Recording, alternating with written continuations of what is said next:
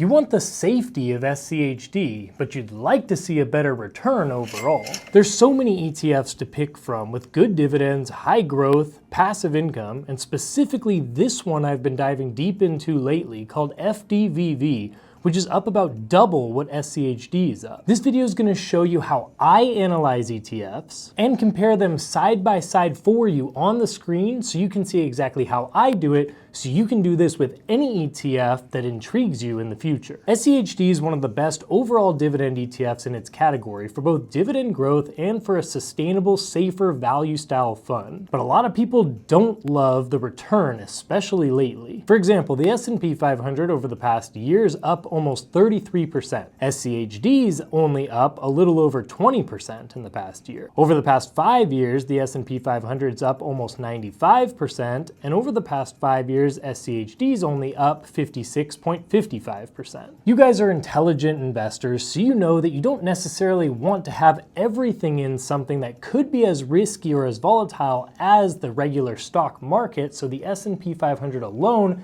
may not be the best place to have all of your money, and so that's why you want to park some of it in something that's a little bit safer, a little bit less volatile, and that's why a portion of your portfolio is probably SCHD or something like it. The value style companies within the fund itself are not exciting like Tesla or Nvidia, but they are staples that won't go out of business anytime soon, like Home Depot and Pfizer, so it adds some sustainability to one's portfolio. So the question is, how can I get that better return, but also something that is a little bit less risky and less volatile than the growth portion of the S&P 500? Enter FDVV, which is the Fidelity High Dividend ETF. While some dividend strategies on the market focus solely on dividend growth or yield, FDVV's methodology screens for dividends in 3 different ways. Companies included in the index are scored for their dividend yield at 70% of the weight, the payout ratio, which is 15% of the weight, and then dividend growth as well at 15% of the weight, separately within each sector. So let's look at the 2 funds side by side, SCHD and FDVV. And I'll show you the pros and cons of both of these and show you which one's better in each category so you can make your own decision. But I was actually very impressed with FDVV's numbers, and I'm excited to show you.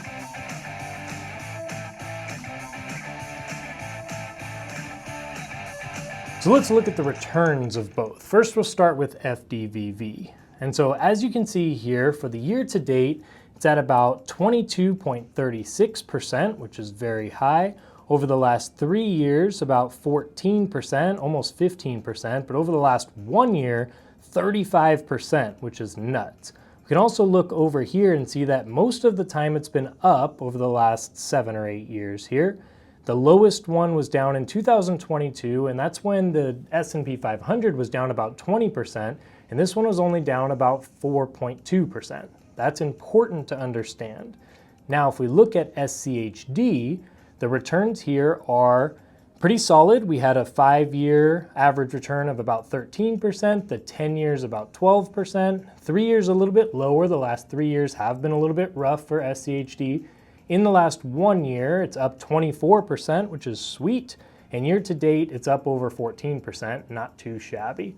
When we look over here at the last 8 or 9 years, actually, what we can see is that it has been up more than it's been down. In 2018, it was down a little over 5%, but in 2022, it was down only 3%, where FDVV was down 4%. Not a huge difference, but it is something to keep in mind. And so specifically looking at the returns side by side here, it's much easier to be able to put this into perspective. So in 2023, which was last year, FDVV grew 18%, where SCHD only grew 4.5%. That's why SCHD has been getting a little bit of heat, is specifically for last year. In 2022, like I said, it was down less. SCHD was down less than FDVV, but only barely. They both had a similar 2021 at 29%. In 2020, for some reason, SCHD was up 15%, where FDVV was only up about 3%. And then in 2019, SCHD won again at 27% versus 24%. But that one here, 2018, SCHD actually dropped worse than FDVV did. Pretty interesting. Now, when we look at the holdings, This right here is very interesting because, like I said before, FDVV does hold some of the exciting companies and holds a lot more technology, as you can see. So you can see the top 3 holdings: Apple, Nvidia, and Microsoft. This is not typical for a value style or a dividend style ETF. Pretty interesting how they're doing that. The rest of these are pretty normal, something like Procter & Gamble, Exxon, Philip Morris, GE, things like that. But you can see out of the whole entire fund, over 16% is in just these top 3, which is very similar to the S&P 500 in those top 3. When we look at SCHD, again, these types of companies are not going to be very much in the technology sector. Notice how technology is way down in the sector weightings, where financial services and healthcare are the top ones. So we have companies here like Home Depot, Cisco, Texas Instruments, Pfizer, Chevron, Coca-Cola. Nothing too crazy here. Also, as you can see, a little bit more balanced as far as the percentage of assets, 4s and 3s in this top, whereas FDVV was a couple of 5s, then straight down to 2s and 1s. So the balance in SCHD is a little bit higher. So diving deeper into whatever fund it is that you're looking at is very, very important, especially trying to figure out why is this fund doing better. If they're both called a dividend fund or a high dividend fund, why is one performing a little bit better, especially in return? And that has to do with the holdings. If you saw there, those top 3 companies, Apple, Nvidia, and Microsoft, those are high growers and have a lower dividend, but if that's going to be a bulk of the portfolio there, of course that thing's going to produce a little bit higher returns, especially lately in this high technology environment. But the most important section to understand is these next couple things. This changes your entire portfolio. But first, I want to thank and introduce the sponsor of this video, MyLoot. Guys, you're going to get money back for shopping, just for the normal shopping things that you normally shop for online. Members can earn up to 40% cash back. One of my favorite things in this world is traveling, and so I can use companies like Expedia through MyLoot, book my trip, do exactly what I was gonna do anyway, but then I get a percentage back in cash just for doing it on this platform. See here, they have many different categories like apparel, restaurants, and travel.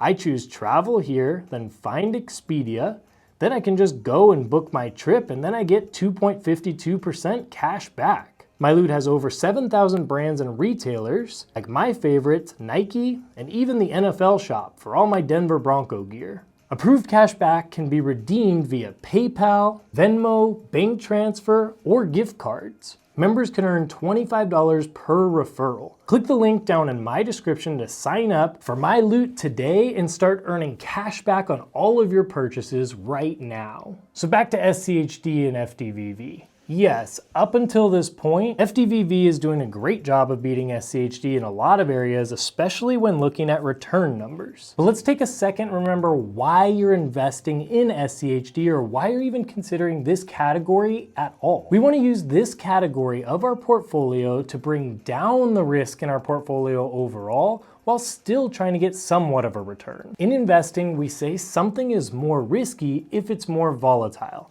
Volatility just means that it can go up like crazy, but that also means that it can definitely drop like crazy.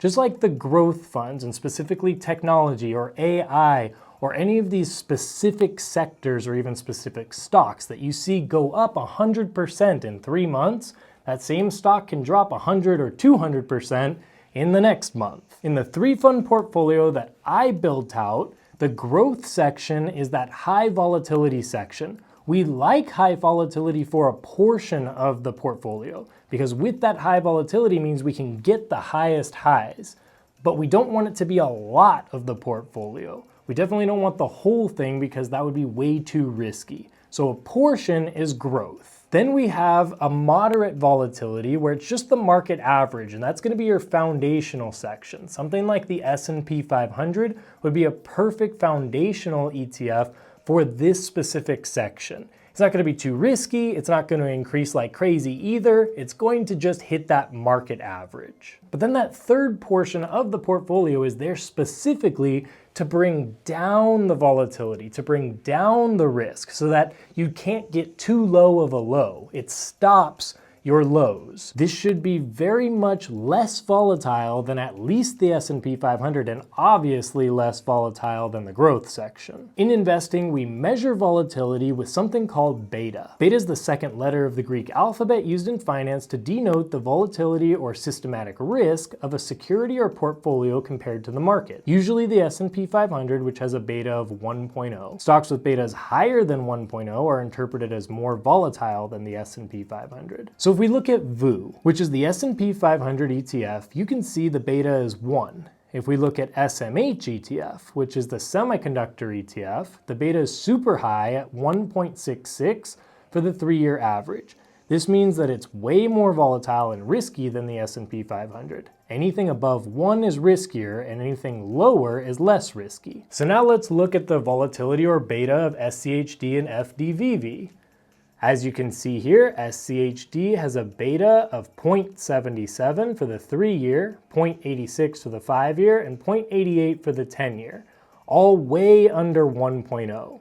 When we look at FDVV, the beta is 0.91, which is lower than 1 for the 3-year, but then it's actually above 1 for the 5-year, and it hasn't been around long enough to be able to say what it is for the 10-year.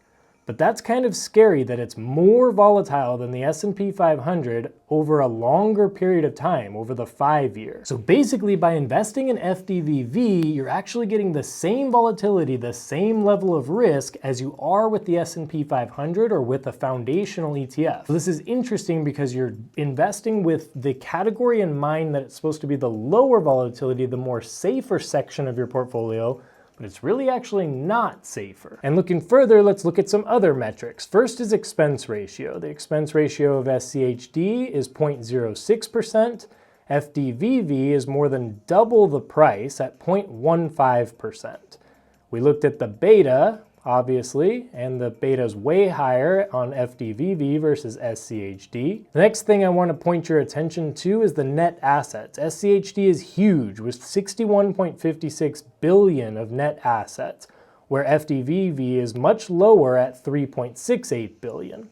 A bigger amount is safer for a lot of reasons and more liquid for you to be able to get out your money quicker. The next thing to look at would be the PE ratio. A lower PE ratio means that it's more in value territory and it's a better buy for the investor. Right now, FDVV is at 1307, which is actually a pretty good PE ratio. Anything under 15 I like, anything under 10 I love. And so the PE ratio of SCHD is at 5.43, meaning this is an attractive price to be buying at.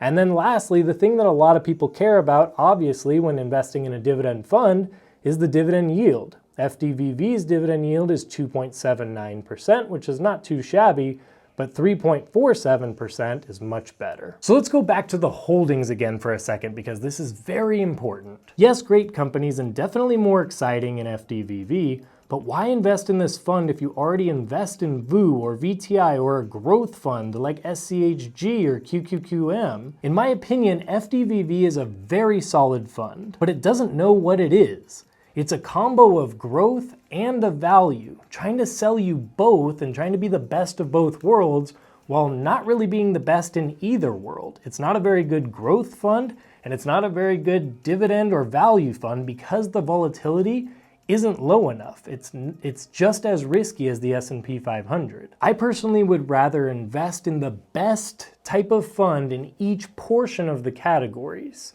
So in the growth category, I would rather invest in the best broad market type fund like SCHG, QQQM, VUG, those types of companies. For the foundational ETFs, I would like to invest in the best ones like the S&P 500 or the total US stock market. And then for the low volatility, the value, the dividend style ETF, I want that to be the lowest beta, the solid value style companies, a type of ETF that doesn't have the same holdings as my growth ETF because I want it to be different. I want it to balance everything out. And so for that, SCHD is the king. Now, if you don't invest in the 3-fund methodology and you're just looking purely at which one is better, FDVV versus SCHD, then you have to go back to the drawing board and define what you mean by better.